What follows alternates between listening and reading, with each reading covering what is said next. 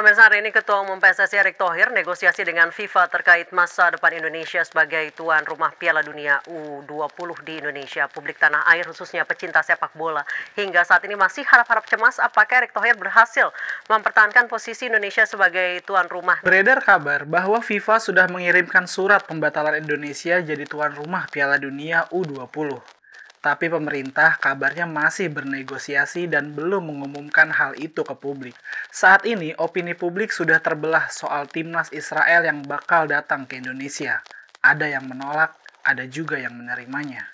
Sebelumnya, sudah ramai penolakan pada timnas Israel yang akan ikut berlaga dalam pertandingan itu.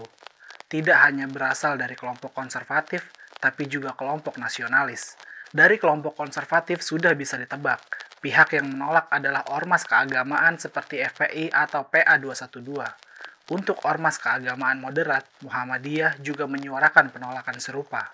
Sementara, penolakan di kelompok nasionalis dimotori oleh politisi dari PDIP, yaitu Wayan Koster dan Ganjar Pranowo.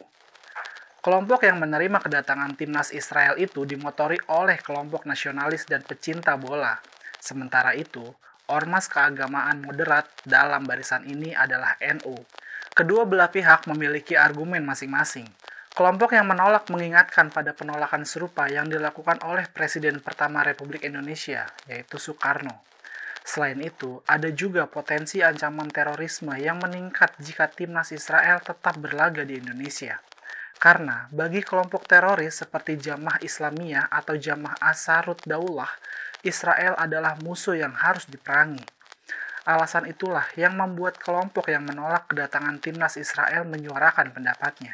Sementara mereka yang tidak mempersoalkan kedatangan timnas Israel beralasan anggota parlemen Israel dan atlet olahraga Israel pernah bertanding ke Indonesia. Kenapa sekarang timnas sepak bola Israel dilarang? Pembatalan Indonesia sebagai tuan rumah itu tentu disayangkan, karena perhelatan itu berpotensi mendatangkan devisa bagi negara. Tapi membiarkan timnas Israel bertanding juga beresiko bagi keselamatan banyak orang. Sebenarnya, kalau kita ditempuh jalan tengah, Indonesia tetap bisa menjadi tuan rumah, asalkan timnas Israel tidak ikut bertanding. Tapi itu juga tidak mungkin dilakukan, sebab dalam tradisi sebelumnya, Israel sudah ikut pertandingan Piala Dunia.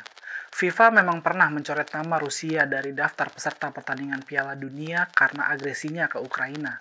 Banyak pihak, terutama PDIP, yang mendorong agar FIFA melakukan hal yang sama pada Israel, karena Israel juga telah melakukan agresi pada Palestina.